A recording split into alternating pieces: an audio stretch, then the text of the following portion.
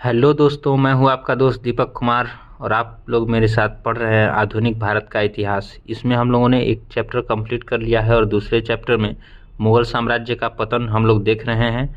इसमें एक वीडियो हम लोग पहले देख चुके हैं जिनमें से औरंगजेब से लेकर के हम लोग इनका पतन किस तरह से हो रहा है और उसके बाद कौन शासक बन रहे हैं एक एक करके देख रहे हैं।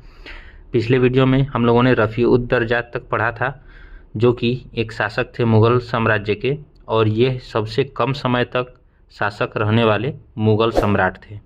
चलिए, तो आज हम लोग आगे पढ़ने वाले हैं रफ़ी-उद-दौला से। तो चलिए आज के वीडियो को हम लोग शुरू करते हैं। सबसे पहले हम लोग देखते हैं रफ़ी-उद-दौला। रफ़ी-उद-दौला जो थे, इनका पीरियड अगर हम लोग देख लेते हैं तो 6 जून से लेकर के 17 सितंबर 1719 ईस्वी तक ये शासक थे भारत में, और इसने शाहजहां द्वितीय की उपाधि धारण की थी। तो अगर हमसे कोई पूछता है कि मुग़ल सम्राट में ऐसा कौन था जिसने कि शाहजहां द्वितीय की उपाधि धारण की थी, तो वो थे रफ़ी-उद-दौला। नेक्स्ट हम लोग देख लेते हैं कि यह दूसरे सबसे कम समय तक शासन करने वाले शासक थे। इससे पहले हम लोगों ने पढ़ रखा था कि रफ़ी-उद-दरजात सबसे कम समय तक शासन करने वाले शासक थे। तो पहला अगर पूछता है सबसे कम समय तक, तो वो है रफ़ी-उद-दरजात। अगर दूसरा पूछता है कि सबसे कम समय तक शासन किसने किया, तो उसका आंसर हम लोग लगाएंगे रफ़ी-उद-दौला। नेक्स्ट हम लोग देख लेते हैं कि इनकी मृत्यु जो हुई थी वो पेचिस नामक एक बीमारी से हुई थी। इस बीमारी से ये ग्रसित थे और पेचिस की वजह से ही इनकी मृत्यु हो गई थी।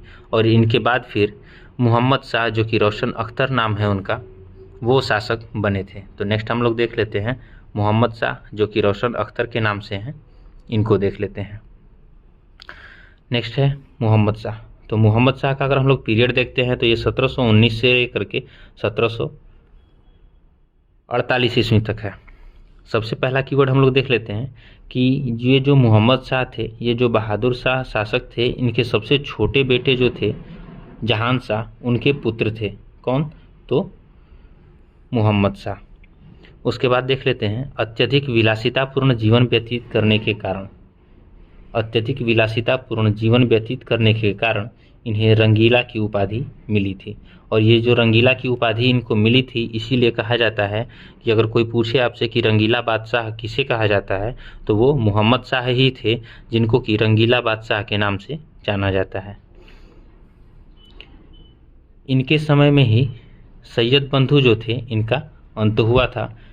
सैयद बंधु जो थे मुग़ल साम्राज्य के समय, इनको साम्राज्य निर्माता के रूप में जाना जाता था। ये लोग राजाओं को नियुक्त करते थे अपने बल पर, इसलिए इनको कहा जाता था कि ये लोग राजा निर्माता हैं, सैयद बंधु। नेक्स्ट है कि इनके काल में ही निज़ामुल मुल्क जो थे, इन्होंने हैदराबाद राज्य की नींव डाली थी। तो हैदराबाद राज्य की अगर कोई पूछता है कि नींव किसने स्थापित की थी, तो वो थे निज़ामुल मुल्क, और वो थे मोहम्मद शाह के ही शासनकाल में।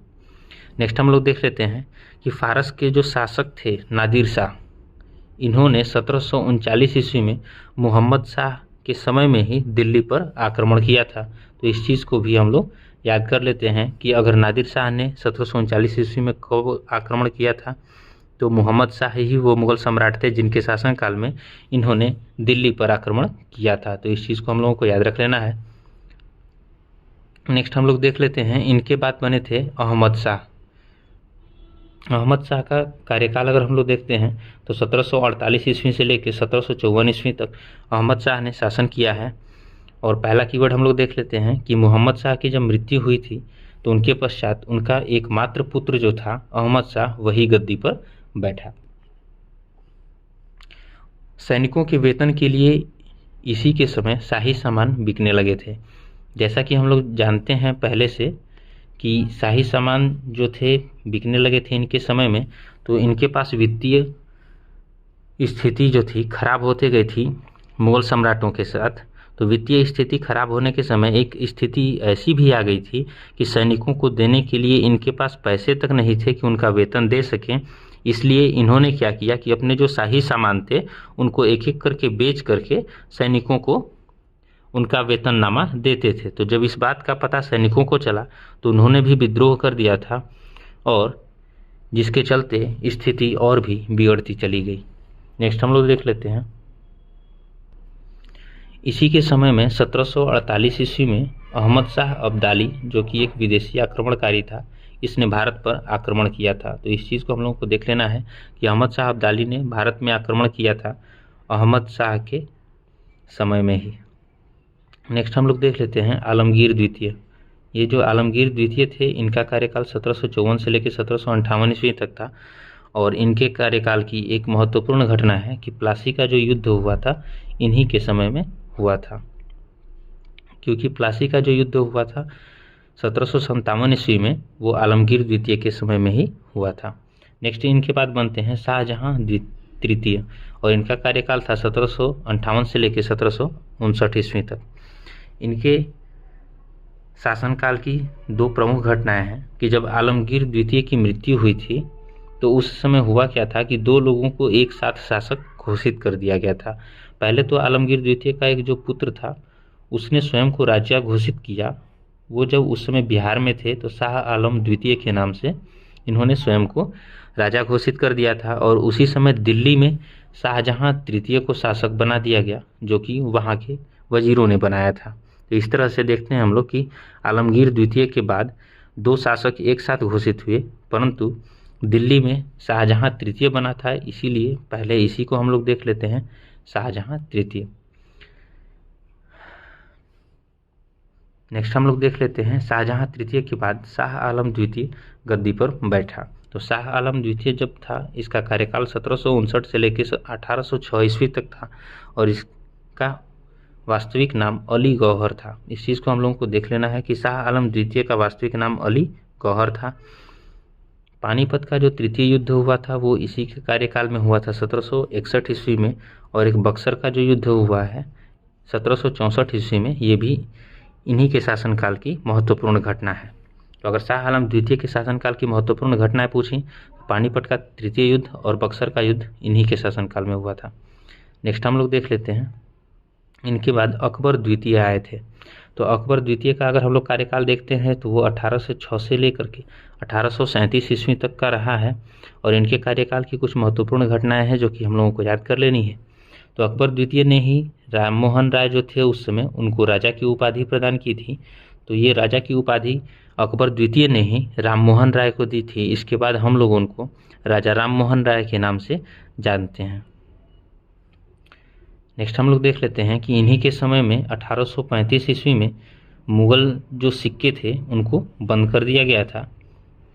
तो इस चीज़ को हम लोगों को याद रख लेना है कि अगर पूछता है कि मुग़लों के सिक्के को किसने बंद करवाया था, तो वो थे अकबर द्वितीय, जिनका कि कार्यकाल 1806 से 37 है, और इन्होंने अपने कार्यकाल के दौरान ही 1835 ईस्वी में मुग़लों के सिक्के को बंद कर दिया था। चलिए नेक्स्ट हम लोग देख लेते हैं, उनके बाद बहादुर शाह द्वितीय शासक बने। बहादुर शाह द्वितीय का कार्यकाल अगर हम लोग देख लें तो 1837 से लेकर के 1857 तक इनका कार्यकाल था। सबसे पहला कीवर्ड तो इनका यही है कि अंतिम मुगल बादशाह अगर आपसे पूछता है तो वो कौन थे? बहादुर शाह द्वितीय, जिनका कि उपनाम जफर था। तो इनको जफर के उपनाम से भी जाना जाता है।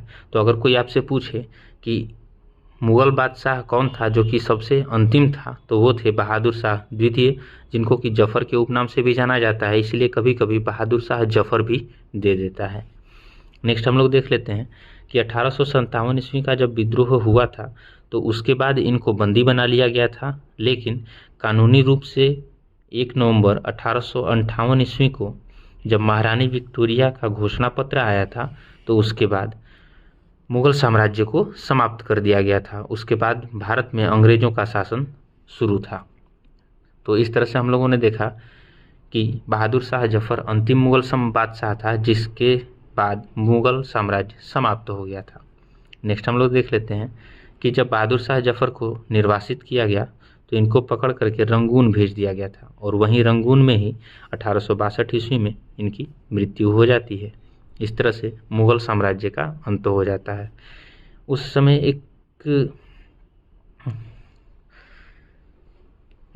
शायर थे मिर्ज़ा गालिब, जो कि उस समय दिल्ली में ही थे, और साथ ही साथ ये एक अच्छे गज़ल लेखक भी थे। और ये कौन थे? तो बहादुर शाह द्वितीय। और इन्होंने एक प्रसिद्ध नज़्म भी लिखी थी और उस नज़्म का पूरा सटीक ब्यौरा अगर हम लोग कहें तो व्याख्या इन्हीं के ऊपर बैठता है। और वो नज़्म थी कि न किसी के आँख का नूर हूँ, न किसी के दिल का करार हूँ,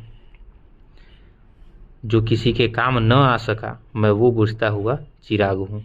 तो इनकी एक नज़्म इन्हीं के ऊपर सटीक बैठती है कि न किसी के आँख का नूर हूँ, न किसी के दिल का करार हूँ, जो किसी के काम न आ सका मैं वो बुझता हुआ चिराग हूँ। और इन्हीं शब्दों के साथ मुग़ल साम्राज्य का अंत हो गया। एक चीज़ और हम लोग देख लेते हैं, एक दो और कीवर्ड्स हैं। जो लाल किला में एक हीरा महल स्थित है, इस हीरा महल को भी, जो कि लाल किला में स्थित है, तो लाल किला स्थित हीरा महल को अगर किसी ने बनवाया था तो वो थे बहादुर शाह द्वितीय, जिनको बहादुर शाह जफ़र भी कहा जाता है। साथ ही साथ एक चीज़ और देख लेते हैं कि उस समय के मशहूर शायर जो थे मिर्ज़ा गालिब, वो भी बहादुर शाह जफ़र के समय में ही दिल्ली में थे। तो इस चीज़ को हम लोगों को देख लेना है। तो इस तरह से हम लोगों ने देखा कि मुग़ल साम्राज्य का पतन किस तरह से हुआ और कौन थे उनके अंतिम मुग़ल बादशाह, जो कि बहादुर शाह द्वितीय या फिर बहादुर शाह जफ़र के नाम से जाने जाते थे।